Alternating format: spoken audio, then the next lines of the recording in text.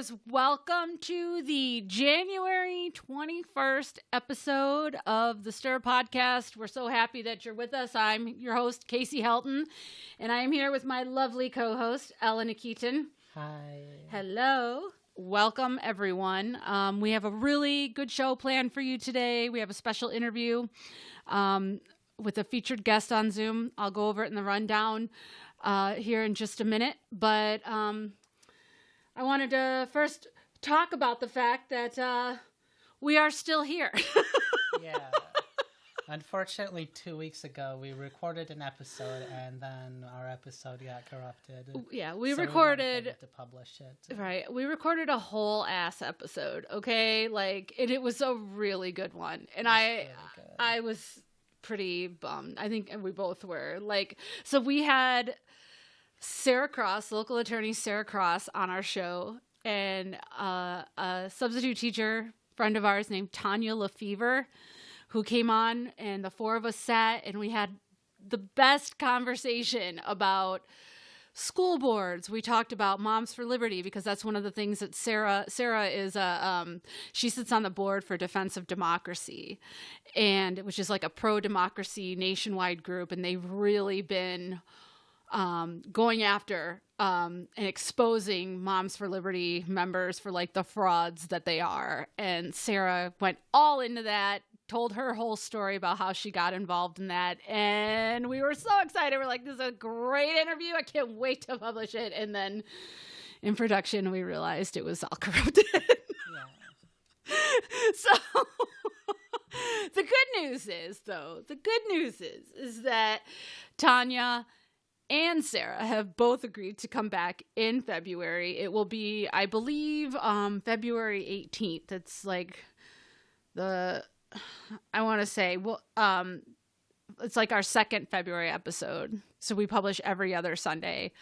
So it'll be the second episode in February where they are going to come back. We're going to do the whole thing over again, even better this time, and give you all the tea on what's been going on with Moms for Liberty. So, yeah, definitely be sure to stay tuned for that. So, for sure. What else have we got going on? I got a haircut. I chopped all my hair off. I loved it. I'm very happy. Yeah. Got a little bob going on. I definitely haven't been keeping up on my haircuts, unfortunately. Well, for COVID. Look, it's like, well, look at this. I like it. I like your look. I like your vibe. So I just needed it because like I had COVID hair for like 2 years. It was getting long and straggly, and thanks to the ladies at Breeze Salon in Brighton for getting me fixed up with my sassy bob. Well, there is we want to talk about the whole bus thing. Yeah. Okay. Yep. Okay. She's getting me back on track. I'm on is it like my mic? Is it like in my face? I need to make sure I'm like, woo. Okay. Are we good? I'm good. Okay. So Ella, she wants to get down to business. So here we go. She wants to talk to us a little bit about some updated news that she has about transit here in Livingston County, which for those who are not aware, Ella is running for county commission. Yes. District 4 in Heartland. Which is the one that encompasses Heartland. Right. And the thing that I want to show you. So Heartland has never had a fixed bus route before. Any sort of bus, the public bus that stops in Heartland. That might change soon. So let me show you this map here. So this... If we go a little bit north, we have Flint. Now, the thing about Flint is that they actually run buses to Livingston County. Specifically, they run buses to Howell and to Brighton. And what you might notice about both of these is that in order to get to both of these places from Flint, you have to go right through Heartland. Mm-hmm. And the thing is, right now, those buses that they run do not stop there. Which is kind of weird because a whole lot of people live in Heartland, so they may want to catch like you, right? Yeah, and there's also jobs in Heartland. Too. Heartland is a real burgeoning kind of area right now. There's a lot of retail establishments in Heartland. Yeah. Target, the movies, all kinds of little shops and stuff. So, few months ago, I was talking to the people who run these buses, the MTA Flint, and I talked to them, and they are actually just now starting to look into this. They contacted Let's about it and started working with them this Thursday. Okay. And, here's a funny story. That evening, I ran into Wes Nakagiri, and I asked if he knew anything about it, and he didn't. He didn't know anything about it, but yet you knew about it. Yeah, I knew about it. Like, so it seems to me like the reason you know about it is because you actually care about this issue. Yeah. And it seems like public transit should be an issue that your county commissioners should really care about, because not everybody drives. And you need some of these people who work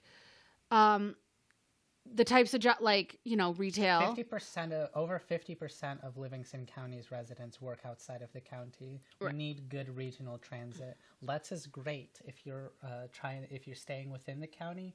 Let's is a really great service, but it's our regional transit game needs to be a lot better. We need connections to Flint. We need connections to Detroit, to Lansing, to Ann Arbor. And this is money that's the county's not going to have to pay anything extra for this. This is just about capturing funds that are already available, right? This is just about, taking a bus that's already running and making it even more useful. Making it more efficient. Like, that seems to me to be like, if somebody really cared, if you were in public office, you really cared about that issue, you were really serving all of your residents, not just residents who have the privilege of accessing a vehicle, all of your residents who need to work, whether or not they have a vehicle, that is something you should care about. But you don't really hear. You don't want to probably diss on Wes Nakagiri, but I will. You don't really want to hear about what Wes Nakagiri rather doesn't want to hear about this, that, or issues that are of everyday concern to everyday residents, like getting to your job. He wants to sit on his seat there on the county commission and inflame culture wars over things like guns, abortion, whatever, like stuff that doesn't really affect everyday life. Yeah. So I think, Ella, I'm really happy that you're continually drawing attention to the issue, because the other thing about this whole bus thing to Flint is, you remember that snowstorm that we had? Yeah, tell about what happened. You were telling me about this before we started. Yeah. So I was actually down in Windsor on Thursday. Not like Thursday. It was Thursday, I think the 11th, right? Mm-hmm, mm-hmm. Yeah, this week, the snowstorm, the big snowstorm we all had that the snowstorm shut everyone inside. It was the next day on Friday. So it was Friday morning. I was in Detroit, and I wanted to get back here. So because you live here. I got on because I live here. I got on the bus that goes to Flint. Right. For snowstormy reasons, I got delayed by 3 hours. I didn't get to Flint until 9:45. Yeah, that's a little bit insane. For comparison, Livingston County Transit, Let's Transportation closes at 9. Yeah. So you were shut out. By the time you got there, you were shut out. Yes, basically. Yeah, that's and not then, great. You know what happened the next day? They just closed. They were closed all day except for medical trips, which obviously, me gallivanting around in various cities around here is not medical at all. So that left you with very few options then at that point. Yeah, so that's no good. So I didn't really get home until Monday. Yeah, you were waylaid in Flint for a whole weekend, for a whole few days, right? Yeah. You were basically stuck out there. I took a lot of cat photos, but... what else are you going to do? So, I just think it's great. And really, you just showed that, all you have to do is just care. You know what I mean? And make a few phone calls to people that you're connected with and point out the issue. And sometimes it's really that simple. Yeah. And so, by you calling attention to the issue, you have helped them create you've really played a role, which I think is wonderful in helping to bring this particular stop to Heartland. And I think you should be kind of proud of that. Whether you win or you don't win, it shows that you care. That's good. All I can say is, I just hope this stop shows up soon. Yeah. I think it will be beneficial to quite a few people. If you live in Heartland and you work in Flint or you work in Fenton, because this bus does stop in Fenton, it also, it does go to Brighton and Howell. I don't know if we'll be able to use it that way, but I don't see why not. And while Let's does exist, it does close at 9. The buses that MTA Flint runs down here run through 1 a.m., 5 a.m. Yeah. It runs in the middle of the night. And let's be honest, the people who work in all those retail establishments in Heartland that you see, like Target, the movie theater, all those shops, they probably don't live in Heartland. Like, do you remember when you and I we were talking about your campaign, we went to, I won't say what the restaurant is, but we went to a local restaurant in Howell. And we asked the waitress, we said, do you live in Livingston County? And she gobsmacked both of us. She lived all the way out in Perry. The waitress did. The waitress drives from Perry to downtown Howell to work as a waitress. Like, you cannot afford to live out here right now if you're working as in any sort of lower income level jobs, retail, service industry, like those sorts of things. So a lot of times people who work those kind of jobs, they need access to public transit because, let's face it, cars are getting more and more expensive.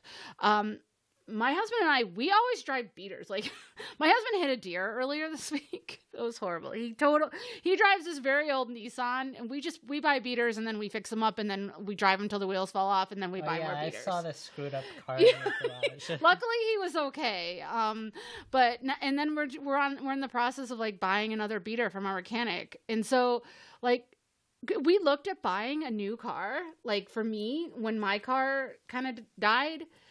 And the cost was insane. And we had we could. How much was the cost? I want to say this was it was in the 20,000 range. Jim was looking into it more than I. And then we ended up finding our mechanic who we love, Bob Pardiak. Love you, Bob Pardiak. He found he had a car for me that we bought for him, and it was an absolute steal. So now I drive the Gold Impala. I love that car. It's got major horsepower. It was like a grandmother car that never been driven, but and it rides. I love that car. So, but to buy a new car is so it's so out of people. It's ever more increasingly getting out of people's price range. For heaven's sakes, even the people who make these cars. That's when you talk to the UAW and the unionizing efforts that they've been. That was one of their primary complaints. They said, we're here making these cars on the assembly line, and we don't even get paid enough to buy the cars that we're making. So, hopefully some of that's going to change because the UAW has been making they got their contract. They're making major strides all over the country in unionizing. But it's it's a problem. Cars are very, very expensive. And I can't lease because I commute. I put too many miles on a car to lease, really. So, anyway, I just wanted to say I think you're doing great. You say you live in, you work at where do you work? I work from at U of M Hospital, so I drive out there all the time. And they actually there is actually a bus route that goes from Brighton to that hospital, but I can't use it because you work night. I work right, so I work late. I don't get off work till midnight. So that's not going to work for me. Better transit. We need better regional transit in this 100%. I will not clap. You will get mad. I'm Eric clapping at your comment. You are 100% right. We need a county board that is going to focus on these things, people. For heaven's sakes, let's get back to a government that functions for local issues for local people. Can we do that? Is it really that hard? We haven't seen that from our county board. I don't even remember the last time, really. Yeah, they just want to sit there and worry about trans people in sports. We kind of we got way off. How are we doing on time? When did we start this thing? We are 15 minutes Okay, we're 15 minutes in. We said we were only going to do 20, 30 minutes. So, because we have an awesome interview, you guys. I was going to do a rundown. We kind of jumped right in it, but we have a woman on the show after our break. Her name is Angie Roullier. Angie Roullier has written a book. She is from Howell. It's a book on cannabis. It's called Pot for the People, The Plant, the People, and the Shop Policies of Cannabis. I don't know if you can see that. I'm gonna put it up. She's gonna put it. Alice gonna put a quick picture up there. But when we do the interview, right? Yeah. So, yeah. When we interview Angie, we're interviewing her today after the break over Zoom. She's gonna talk all about this book, and we also mentioned in there that there is a dispensary issue that may be coming to the city of Howell. There's a attorney that we'll talk about. We'll talk about it more because time. Do you want to do the interview now? Well, let's keep going. Let's talk our topics, and then we'll put the interview. Oh, well, wait, we want to do good vibes too, don't we? Yeah. Okay, maybe what we'll do, we're just flying by the seat of our pants here, folks. Yeah. We'll do the interview. We're going to run that with Angie because we've got it already. We pre-recorded it. Yeah. And then we're going to come back. We're going to talk about the rest of our headlines, and we're going to do good vibes, okay? So we're going to talk about the Livingston GOP implosion. You don't want to miss that. Humongous news. Local Republican Party, imploded last week. And then also a local judge, Judge Hattie, is retiring. And we're going to talk about the process for finding a replacement coming up next. And I think that's, and good vibes. Good vibes. We have a good vibes. So let's go to break, and then we'll have our interview. Stay tuned.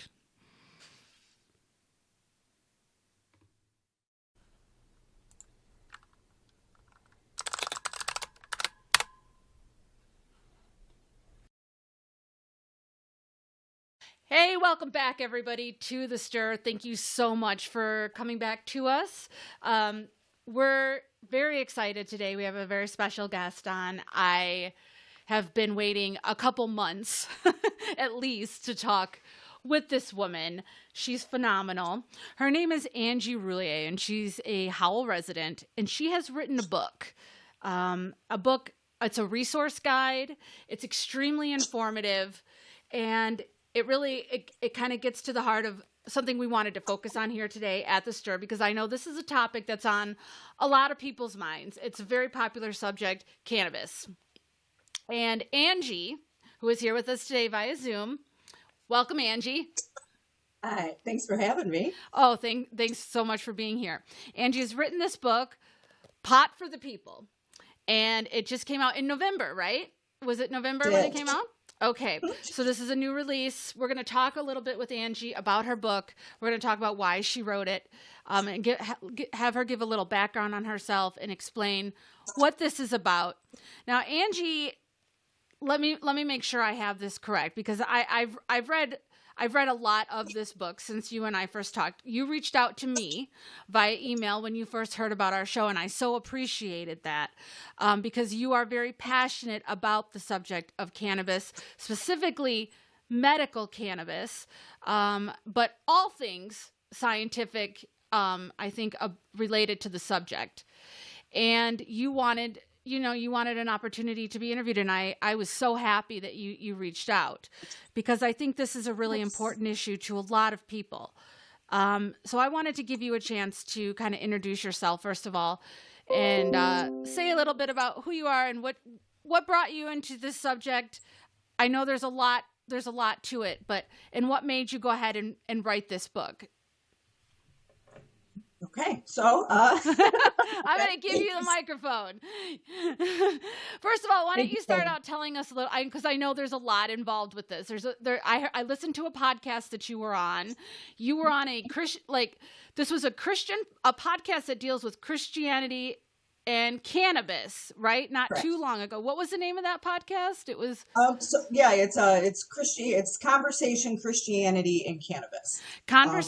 Christianity, and Cannabis. I listened to that whole interview, and I was fascinated, because it's not really, you think Christianity and you think cannabis, and you don't necessarily naturally meld those two subjects together. But that just goes to show, I think, the breadth of interest in this topic and the range of people who actually would consider themselves cannabis users, which does include Christians, right? Absolutely. Yeah. So and you went in a little bit about your story. So you got involved in becoming a consumer of cannabis through a diagnosis. Is that right? Can you tell us a little bit more about that? Yeah, ish. So my family and I, we have a neurological hereditary disorder called CMT, Charcot-Marie-Tooth. It's not going to kill us, but it does a lot of wasting of the muscles and things of that nature. So since it runs in the family, we all kind of had like this protocol that we went through as far as doctors and, what prescriptions we're going to take. After decades of me taking these pills, my kidneys were really starting to have some really bad issues. So I went to my neurologist, and again, here's another pill to take to cover the side effects of the first pill, and blah, blah, blah. We've all heard that story. It wasn't good enough for me anymore. I decided to take it into my own hands and do a lot of research. Michigan brought on the medical marijuana caregiver program back in 2008. And like most of us, the only real experience I had with smoking weed, pot, cannabis, any way that you want to put it, was high school. Hanging out in parking lots and bonfires and, things of that nature. So when they came along and they said, this can actually work for you at a medical level, I kind of called bullshit. How can something that I've been using recreationally all of a sudden be good for me? You were a skeptic kind of about that. Oh, absolutely. Yeah. As most of us are. And that, gets into a lot of the root of why I've decided to do this with the rest of my days, is because there is so much misinformation out there and the stigma is absolutely real. And you really can't blame people. It only took us 80 plus years to get this far, from reefer madness, all the way up to where we are today. Yeah. So we do cut some slack, we do give benefit of the doubt, but we all have questions. And that's why it really pushed me to get into this industry, because, of course, I had more questions than a 4-year-old at bedtime. How it can work, how it can't work, what's it going to do to me, what does it do to my family? So I got into the Michigan cannabis industry 2010-ish, and just I found I wasn't the only one. There's so many questions out there. Some people are all for it. Some people are totally against it. My biggest thing is make educated opinions. Please learn on the topic. I'm not here to, push cannabis on you, and I'm also not here to demonize it. I am promoting, personal responsibility and doing your own legwork and making that decision for yourself, whether it is something that is going to benefit you or not. And you got to look at all the different levels of what's going on with products. Did you find that in your search for information that there was a lack of resources, of like balanced resources to give people? And is that something that might maybe led you to write this book? For sure. That's definitely a part of it, because it's, cannabis has been such a wonderful culture for so long, but it kind of hinders us because it takes away from the medical aspect. Some of us, we do enjoy a Cheech and Chong movie, but that doesn't mean, that cannabis can't work for, chronic pain. So there's absolutely a disconnect between the two. And, my biggest thing, if I can say anything to people who are looking to get into cannabis, is please do your own research. Yeah. Please consider the source. Do not get your information from Reddit or High Times magazine. Look at places, like John Hopkins or the Mayo Clinic. And when I wrote this book, I did so much research. Yeah. And I've tagged all of the research at the bottom of every page. If so you you're don't cited, you're definitely cited, you've cited your research for sure here. And, you brought up Cheech and Chong. It just makes me think of that, because that's Cheech and Chong is kind of a trope. Like, that's the kind of thing, like, a lot of people, I think, immediately think of are a bunch of wasted potheads when it comes to the issue of cannabis. But I think that people really, like you mentioned, there's so much medical research out there. Sometimes that stigma has really, I think, been harmful in a way for people who are suffering from legitimate medical diagnoses and might want to look into varieties of treatment for them. I'll share my story really quick before we get into this, because when you and I talked about this a little bit over the phone when we were arranging this interview, so I grew up in a dry household, completely dry. I grew up in a Christian household, and there was no drinking, there was no smoking of any kind, there was no nothing, certainly not marijuana. And there definitely was a stigma around marijuana in our household, but it never came up because like if I ever did that, I'd be grounded for life, right? I didn't even do it. They'll be grounded. Yeah. So, and my mother got, like, I talk about my mom a lot on this show because, you know, I love her, I miss her, and she passed away in 2015 of cancer. And she had a very rare form of cancer called sarcoma, and in her abdomen. And she did aggressive chemo for 2 years, fought like a warrior, but eventually, you know, the disease overtook her. And she went into hospice. And a lot of people don't know this, but when you have a family member that goes into hospice meaning they're not going to treat you anymore. That's what palliative care. They're just treating your symptoms at that point. No more chemo, comfort, no more anything.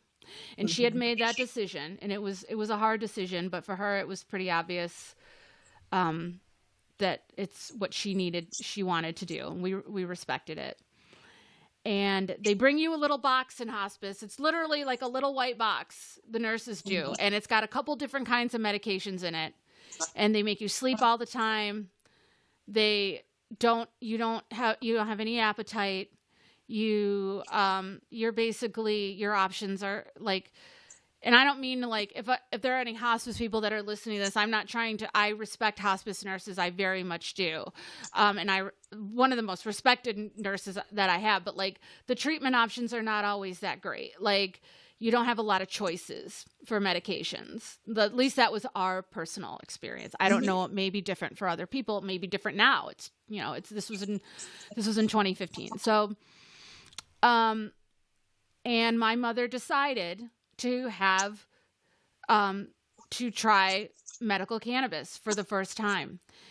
And it was difficult for her. And the thing that I hated about it is that I could sense that she had a real shame, and she should not have had to feel shame in her last days with her family.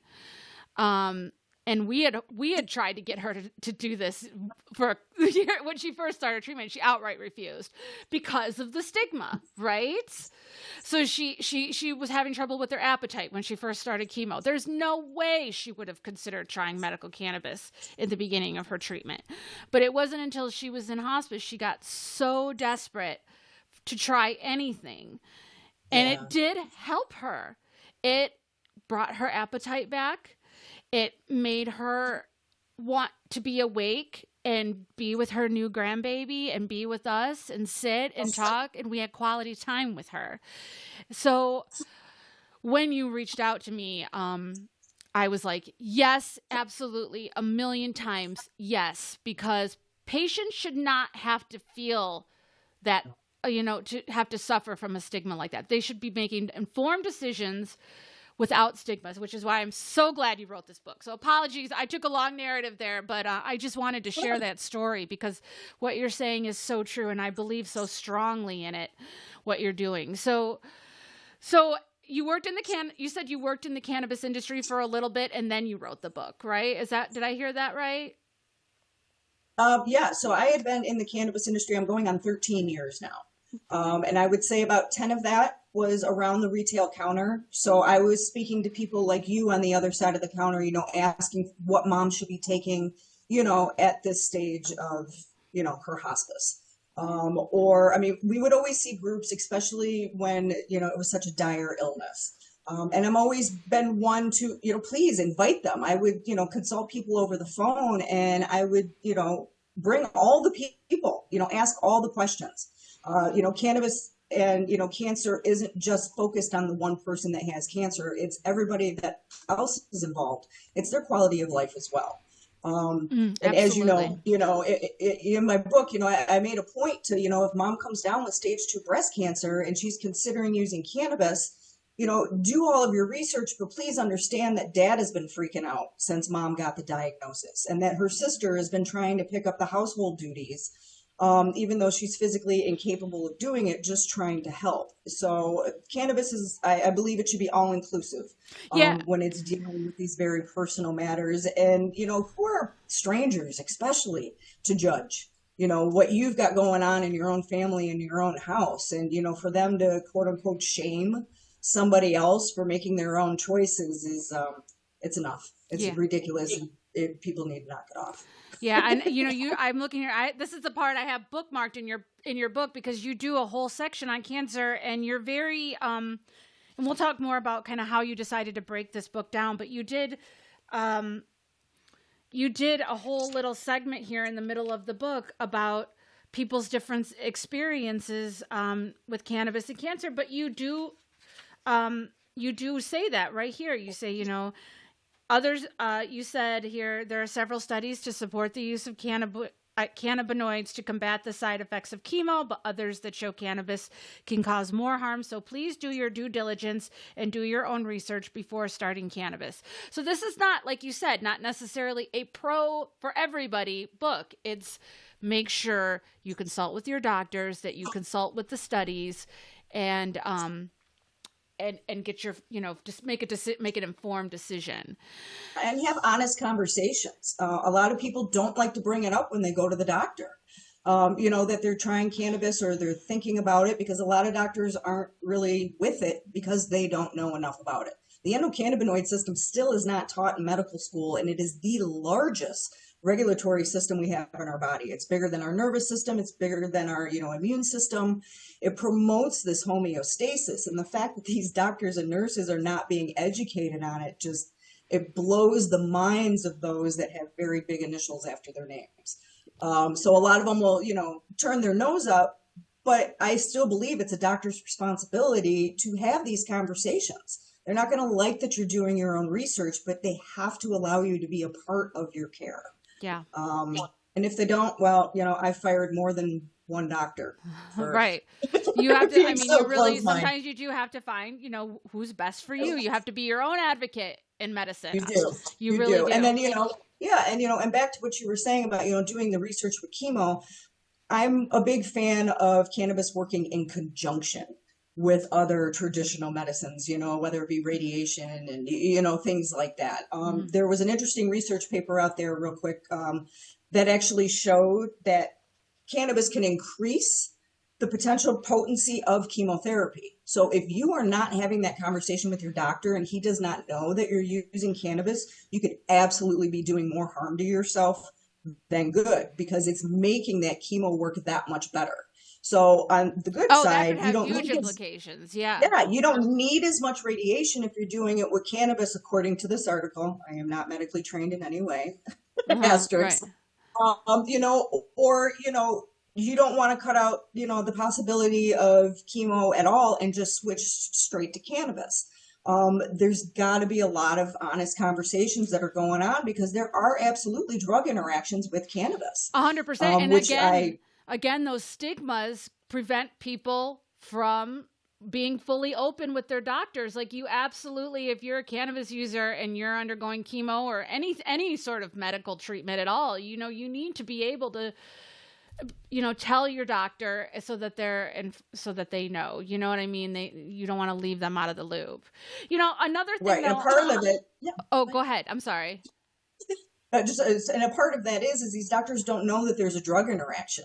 I can't tell you how many times I've spoken with, whether it was a PC or a neurologist, and says, you do know if there's a grapefruit warning on the bottle, there is a huge chance of it having, drug interactions. So that's a good way for people to check to see if there is an initial drug interaction, is if there's a grapefruit warning on your prescriptions. Most doctors don't even know to look at this and ask. So again, back to personal responsibility. Now, this as an educated consumer, if you read my book, and you can ask the doctor and say, hey, does that new migraine medicine come with a grapefruit warning? Because I use CBD and I understand that has a drug interaction the same way grapefruit does. Yeah. And now you've educated your doctor. You've done the best that you can to look out for yourself. And getting back to the basics, like you had just mentioned, that's another thing I really like about this book. Like, almost the whole first half of this book is basically like Cannabis 101 for somebody who has really never had any experience with it, doesn't know the differences between strains and what, CBD, THC, all these different terminologies, ways to, and it's all very, it's written in a way that's very layman's terms. Like, you know what I mean? You're not, this is a very approachable book. I mean, nobody's going to read this and feel intimidated by it. And you know, you go into things like, I always say this wrong, cannabinoids. What are cannabinoids? What is the negative effects of THC, the beneficial effects of THC? You've got it all. I mean, I don't know if people can see this, but like, she's got all, it's like almost like textbook in a way. So I wanted it to be very useful. Yeah. Because again, people think, oh, Cheech and Chong, that's what they go, like, it's all cannabis is the same. It all makes you feel the same. It all does the same thing. Cause I've seen the movie. So you're really out there busting those myths. And I think that's wonderful. Well, thank you. And that was hard to get it in the layman's terms because it is overwhelming and it is a lot of science. So when I find something that's interesting, I'm going to ask somebody who does do the research, you know, their hands are up in it. And then I have them explain that to me so I can explain it to others. So people don't feel so overwhelmed. And just in plain English, you know, you don't have to use these, you know, monster terms. And that's why in the book, I also did my best to spell out how you would say, you know, the name of some of these cannabinoids, you know, in real speak, just because it's a lot. And I really put this out there to hopefully make it not so overwhelming for people. Yeah. And I think you've really succeeded in doing that. What kind of reception have you gotten to the book so far? I mean, do you care to share? You know, it's been interesting. It really has. So as you know, there's a lot of information and I wanted it as a reference for bud tenders. Because more and more I run into these people who work the cannabis counter and they honestly, they don't know what they're talking about. They're in such a position to help and yet they don't have the education to do it. So I started with the plant section because I wanted it as a reference. Somebody came in and they had a problem with, you know, eye issues. I want them to be able to flip through that book and find the research, that was pulled based for, you know, eye injuries. So the bud tenders, a lot of the owners are coming back saying it's a great resource for new employees to where they can hand them the book and say, hey, learn this before you start on Monday, which is a fantastic compliment for me because that's exactly what I meant from the beginning and the policy part of this book to absolutely touch base with. Right. And when I speak to the consumer, you know, you, me, your neighbor, whoever it is, they're actually kind of pissed off that they're not being asked the questions when they do go to dispensaries. Why aren't they asking about the drugs that they're taking and, you know, or at least give the little footnote of, hey, the grapefruit warning, there might be an interaction that you should be aware of. It's responsibility of what's coming out of the mouth at the counter. So the regular Joe is, they're a little irritated that, you know, there isn't this kind of education going on at the retail level. But I also push to them again, personal responsibility. You can't expect somebody to ask you all the time, every question. You have to take it upon yourself to know these answers when you go back in. You can't leave your care at 100%, you know, of somebody else's keepsake. And I think some of this goes back to some of the things that you and I had talked about when we were emailing back and forth, because you had mentioned here you gave me a statistic here, that Livingston County currently has 2,939 registered patients and 285 caregivers. And that really, because recreational marijuana passed statewide in 2018, it would make sense. And it seems to show that a lot of those, there was a much higher number of what we would call registered patients. A much higher number of patients who've kind of fallen off the rolls because now they can just go through the recreational gateway that, you know, when Michigan legalized recreational marijuana, and then they don't have to be on any sort of list. So maybe, you know, maybe that's part of it, is that like, so before recreational marijuana, patients had individual caregivers. I have a family member right now who has an individual caregiver, and still uses the caregiver. But, you know, and that caregiver is more mindful of the purpose of giving the cannabis. You know what I mean? They know that they're doing it for a patient as opposed to just coming up to the counter and, you know, the person at the counter, they have no idea why you're buying the cannabis, you know? Exactly. Exactly. So there's and I had a caregiver for almost 10 years and I do this for a living, but I can kill a cactus. I have no business growing anything. It's amazing my daughter thrives. I care. But he knew. So what I need, what my personal situation was, and we worked through it together. Right. And in the state of Michigan, you don't have to be tied to a caregiver to be a medical patient. And I think you said it best when rec came on so hard and so fast. I think it came out a little bit too fast, in my opinion. We should have given medical a little bit more time to settle in. But it's here. It is what it is, and it's not about to go anywhere. So the more that you can educate yourself on what is going on out there, whether you're using it recreationally or medically, you got to be a smart consumer these days. Absolutely. And that's why I think your book is so great too, because it really is giving people the access to help them do the research that they need to do, whether they're using it recreationally or as a patient.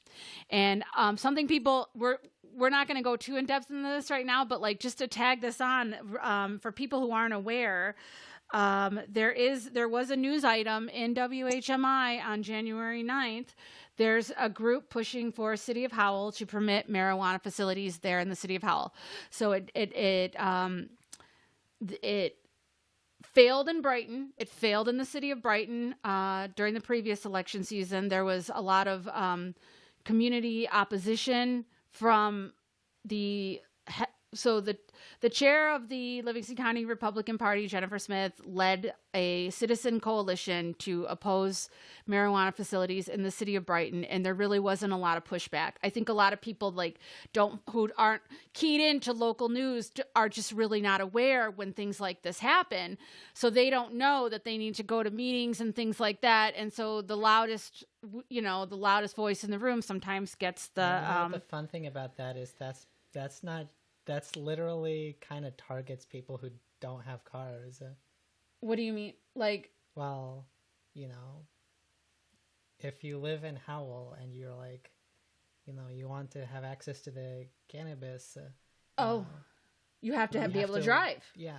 Absolutely. No, that's absolutely true. So Ella, she's very big on public transit. That is she's running for county commission in Heartland, and she's running on a platform of expanding public transit, but she makes a really good point here that so the closest dispensaries that we have right now in Livingston County are in Whitmore Lake. There's two of them, and you see, I think it might even be three. I don't know. I know there's at least two and maybe one more. I'm not 100% sure about that. And meanwhile, Whitmore Lake is reaping the tax revenues from those businesses. I haven't seen Whitmore Lake fall down to the ground or anything since the dispensaries came in. The world did not end. It's not like Armageddon over there. The whole city hasn't turned into some terrible place because there's two dispensaries. But at any rate, that was kind of Brighton's, the people who opposed it. That's kind of those community members kind of gave that impression that if Brighton had a dispensary, everything would destroy Brighton. So it didn't pass. So now Sodom and Gomorrah. Yeah. What'd you say? Sodom and Gomorrah. Sodom and Gomorrah. Yeah. Sodom and Gomorrah, raining fire from the sky. I know. So, right, here comes the locust. Brighton said no, so now Howell's going to have a chance. Howell's going to have a chance to do the same thing here potentially. What the gist is there's an attorney who's representing some unknown client. Nobody knows who it is, but he wants to encourage this client is trying to encourage the city council to adopt a marijuana use ordinance that would allow dispensaries in the city of Howell. And if they don't pass it, then by right, per the legislation that was passed, I don't know if that's the right word, the ballot initiative that was passed, citizens, if their city councils or township boards are not responding to them, they can go ahead and do a special election. Make it a ballot question. in the 2024 election. So that And it may should be up to the, yeah. Yeah, that may be happening here in the city of Howell.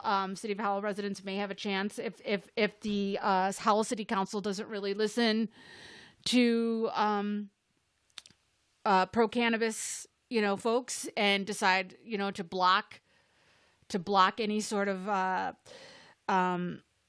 Progression. yes, then they can. Thank you. Then voters in the city of Howell can ask for a special election to put it on the ballot. And so it should be up to the people. It absolutely should be up to the people. Taxpayers. Yeah. Yeah. Absolutely. So that's and if coming you're up. not afraid, put it to vote. Yeah, and I mean, read the maybe same I article. think the city of Howell likes money. I don't think that's a radical thing to say. So, maybe there'll be some tax revenue that would come from that as well. So we'll see how this story. It's just a newly developing story. It just came out last week and on WHMI January 9th story. So we'll see what ends up happening. But if you care about cannabis, if you care about access to cannabis in your community, you're going to want to start paying attention, folks, to what the city of Howell City Council, where they're kind of headed on this. And, make it goes back to the stigma, Yes. Yeah, fight the stigma. A lot of people aren't going to speak out because either A, they don't know enough to speak about it, or B, they're uneducated on the issue. Even make your voice heard. If this is something that you want in your city, who are you not to stand up and speak out? And then at the end of the day, whoever's got, the most, that's where it's at. That's what democratic government is all about. That's what it's all about. Absolutely. So amen to that. 100%. I agree with you on that, Angie. So again, folks, it's Pot for the People, The Plant, The People, and the Shop Policies of Cannabis by Angie Roullier. That's let me get it on here. Do you have a picture of it, Ella? I will put it up. I'll put the picture up. I'm getting it wrong, but you tell us where can you get this book, Angie? Okay, so it's obviously, Amazon, Barnes & Noble. If you're not looking to, do the corporate thing with Amazon and Barnes & Noble, it's on bookshop.org, which actually, it comes in a little bit of a cheaper price, and they only support independent bookstores, which I'm a huge fan. Yes. So you can get it there. And then there's Schuler's in Ann Arbor, Okemos. I've been hitting the road. And if you ever have a hard time, finding it, or, you're just looking for, a different copy, just please don't hesitate to reach out. Do you have a website? I do, yeah. And I've also got a huge research section broken down by medical condition. It's completely free. It's not for cannabis. It's not against. It's just research that I have found to be interesting and what I feel people should know about their conditions. What's your website? So it's potforthepeople.co. Potforthepeople.co. That's potforthepeople.co. Everyone go to Angie's website. Check her out. She's put an enormous amount of work for this. She should be commended. We wish you all the best, Angie. Thank you again so much for coming onto the Stir Pod today. And you're welcome anytime. Hope to have you back sometime. Thank you so much, guys. I appreciate you. Thank you. Yeah, have a great day. Enjoy that game. Go Lions. Take care. See ya.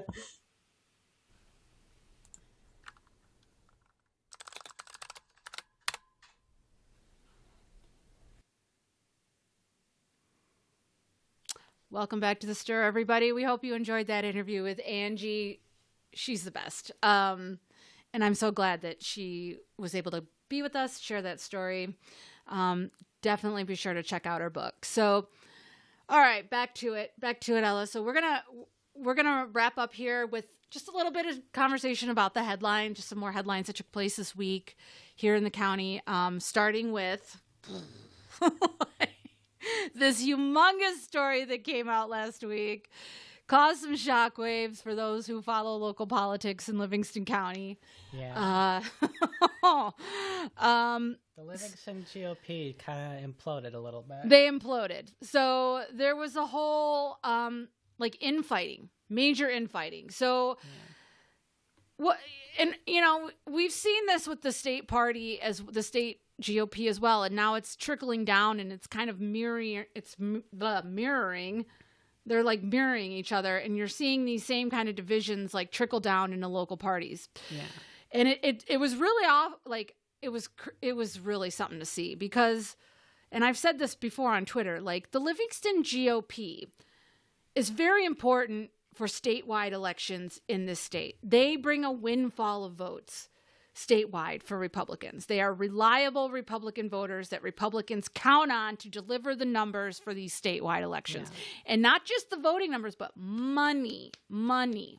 And for the longest time, this area has been a place where people have the money to donate, and they've been donating regularly to these elections. And you've seen this change when Megan Reckling, who was the former chair of the GOP, very well-connected individual, very well-liked among a lot of, like, people here who are, like, movers and shakers here in the county. She was well-connected with people, like, in public office, you know, elected officials. She, you know, one of her good buddies was, like, Nick Proctor, who was the former mayor of Howell. Like, these are not MAGA people necessarily. These are people who like helped our county run. And she got ran out by like the MAGA crazies. Yeah. Like, just like what happened with the statewide GOP. And there was a purge, and Jennifer Smith, this woman Jennifer Smith, took over. And Jennifer Smith had no prior political experience before this. Okay, now. Well, that's obvious. She, can't tell she can't do basic math. Just like her. She's kind of like the local Christina Caramo in a way, like radical and no prior political experience. Whereas Megan Reckling, she was like chief of staff, I think, or high up on Lana Tice, State Senator Lana Tice's staff. Like, she's somebody who knows people in Lansing. Now, I'm not a fan of Megan Reckling, but I'm not going to say that she doesn't know how to run a political party, okay? This woman is a whole other story. So, but the thing is, what's happening is, it's coming from, like, the call, like my friend Christina Drake said this the other day on Facebook, the call is coming from inside the house. I laughed so hard when she wrote that because it's their own people. It's their own infighting that's making this happen. So this guy Rob Pellizzari, who's big in the local GOP, just like Jennifer Smith is, but he's not the chair. He sent an email to everyone in the Livingston GOP, I guess, and it got leaked out to the Livingston Post. And do they have the list of grievances on there, Ella? Maria Stewart wrote this story. This scroll up a little bit, and is there a link you can click on that has the list? Here, the December 30th. Click that link. So Rob's email had a list of. This went out to all the GOP, where it says here he made, all of his complaints, and then he had this list of like 98 grievances. Here we go. Unfortunate as it is, following are the reasons why I feel Jennifer Smith should be removed as chair of the Livingston County Republican Party. And Rob Pellizzari, this is his list. And look at here, right at the very top. They bounced a check to Riley Gaines. Who's that? What's that? Who's that? Riley Gaines is the swimmer who she's not an Olympian swimmer. She's like the fourth place to qualify to maybe be an Olympian swimmer. And she's very anti-trans. Yeah. And so they had Riley Gaines come to Crystal Gardens and deliver an address for one of their fundraising banquets. And it was weird. I saw the video. She spent like an hour talking about she spent like an hour talking about changing her swimsuit in the bathroom, but she did it in front of an audience full of old men, which was really weird and awkward. Like, apparently she's fine talking to a room of old men about changing and not changing into her swimsuit, but when it comes to sharing a locker room with a trans woman, that's just one step too far. She's kind of like tried to what do you call it? Clout? I don't know how that's like. She's been trying to clout farm off of this, raise money off of this. like by going around the country and speaking at like MAGA events about this, just to gin up the base against trans people. Well, they bounced a check to her, okay?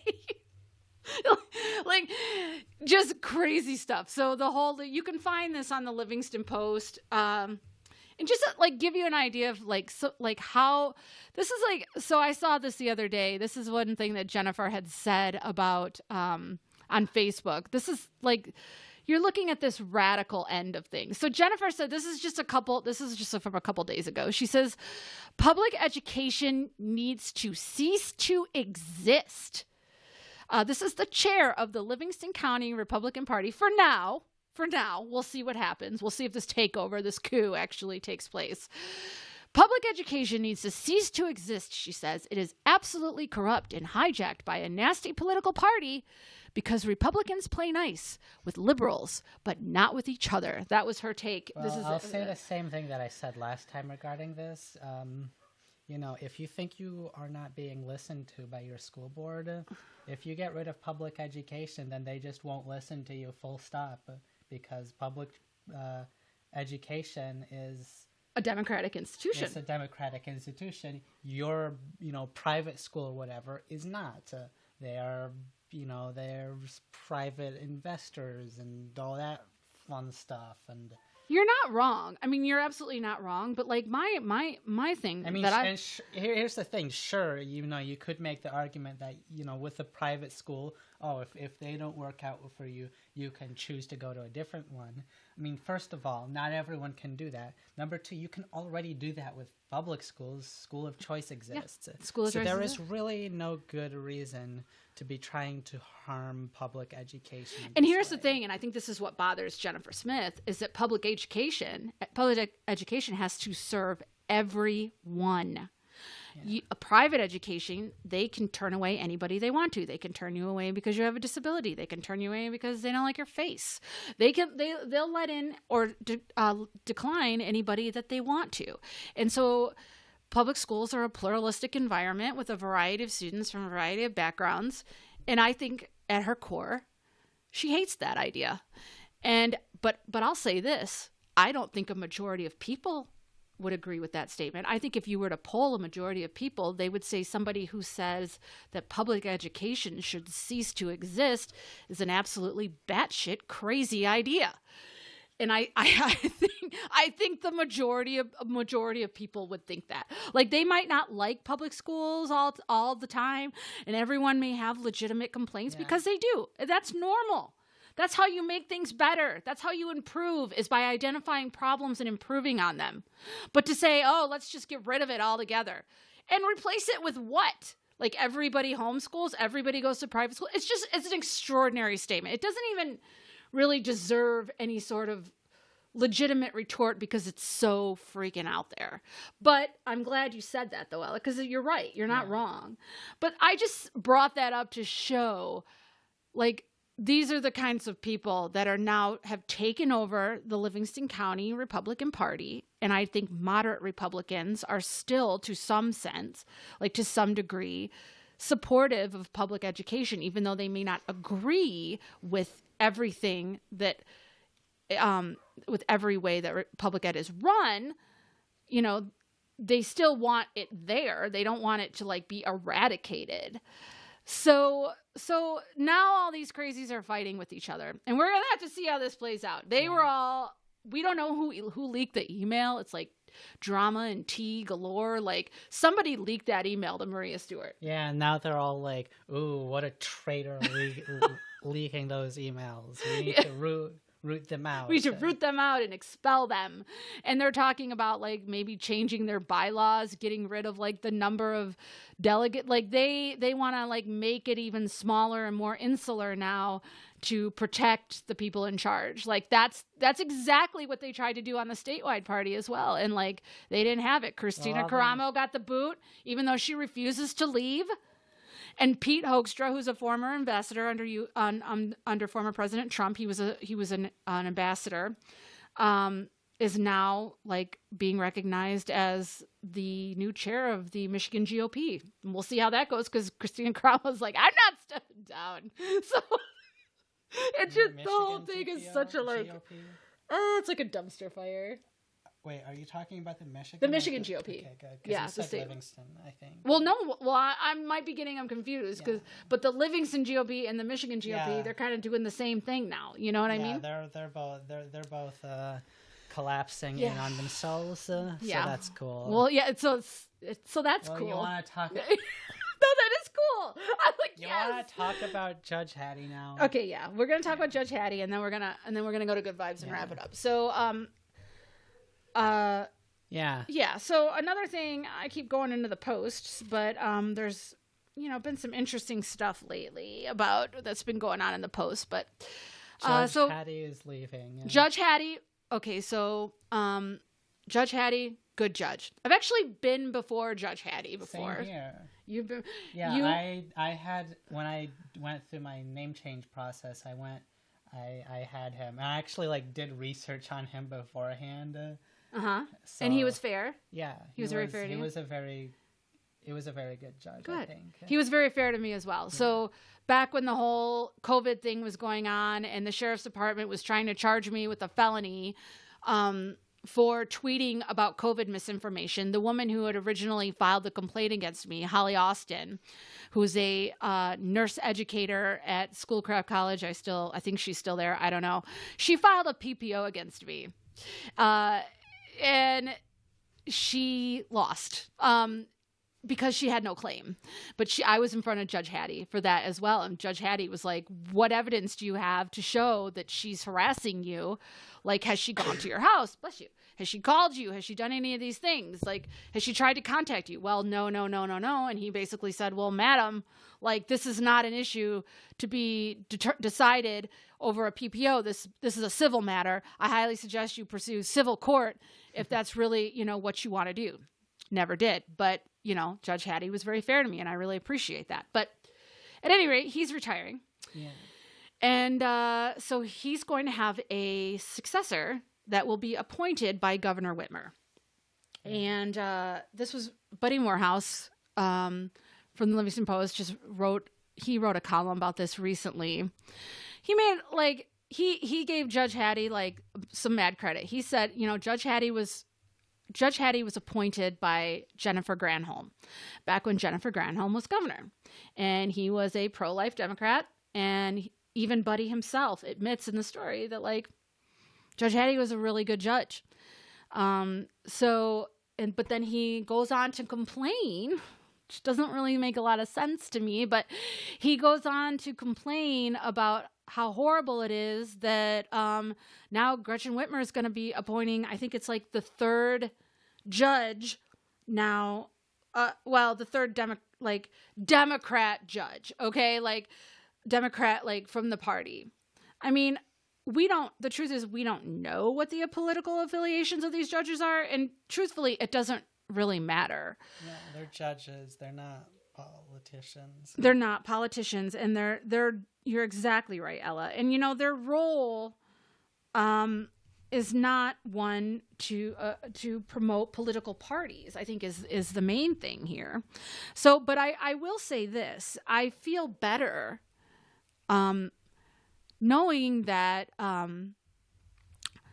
Governor Whitmer she's a protector of reproductive rights for women. Yeah. And we have recently seen, for all people, I should say, not just women. And we have seen across this country a real attack on people for trying to exercise their reproductive rights. Just in Ohio, just a few miles south of us, a woman faced a grand jury she was being charged basically with a felony for trying to dispose of the remains after she had a miscarriage. And this was a huge story. It was all over the news. And the grand jury refused to indict her. But yeah, she was going to face a felony for the way for trying to dispose of the fetus's remains after a miscarriage. So the people we have in court I think it's very important that we do have prosecutors, judges who respect and I trust Governor Whitmer's going to do this, who respect the autonomy of people and their reproductive rights. Not just reproductive rights, but people's rights in general. Like, you look at me, like, I of course I think a lot about this. Of course I think a lot about this because I faced a potential felony court case myself when the sheriff wanted to charge me. And that became at the forefront of my mind, and like, it really made me think, wow, it's really important that we have, solid judges, prosecutors, in our court system that are there to look at, not from a biased perspective, but just to get to the truth, to pursue justice.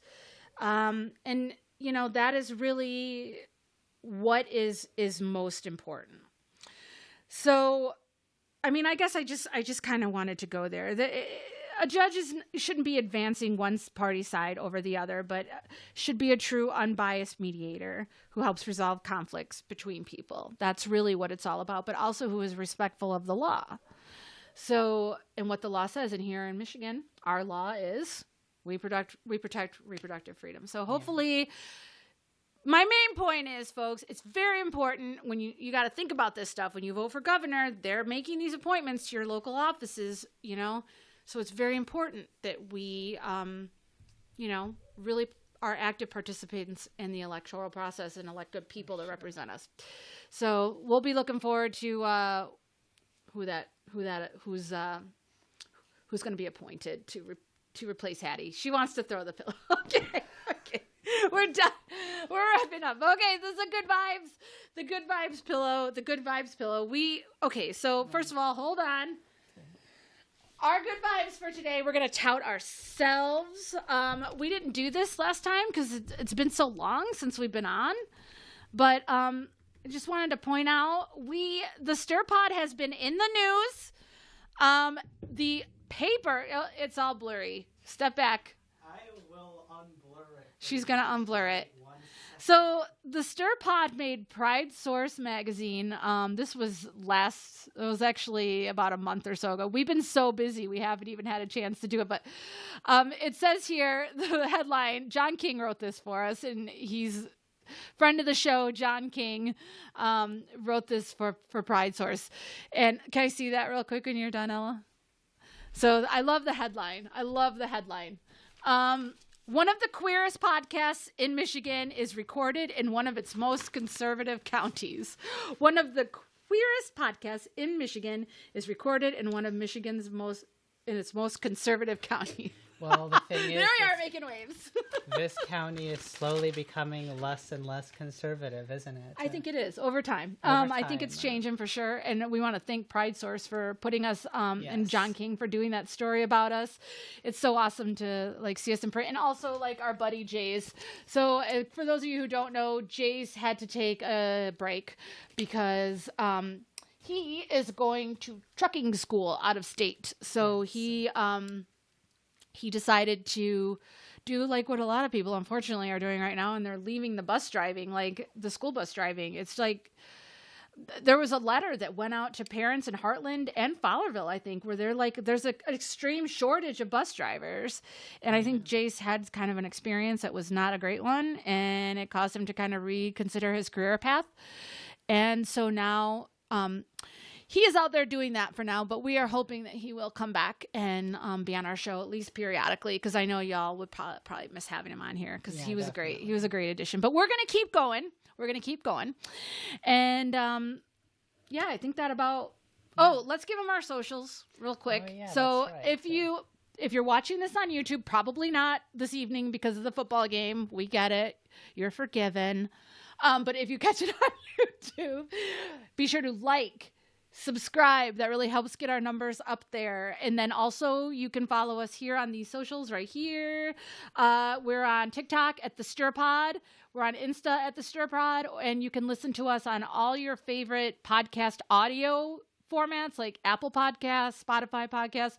If you go to thestirpod.transistor.fm, thestirpod.transistor.fm, there's a link to our Apple Podcasts, Spotify, however you want to listen to your podcast, you can find us there. And I think that I small clapped. You're okay. I think I that's will going give to you wrap us this up. one. Everybody have a great week. We will be back in 2 weeks with Pat Johnson. He hosts his own podcast, Left of Lansing. I've been on it a couple times. He's going to come on and talk to us. We're going to talk a little bit about Tim Alberta's new book, The Kingdom, the Power, and the Glory. Tim Alberta is a Brighton native. He's world famous now, world famous reporter, written a great book about evangelicalism and Trumpism, and we're going to talk about our experiences. So stay tuned for that. 2 weeks. Have a great 2 weeks. Stay warm. Stay toasty. We'll see you later. Bye.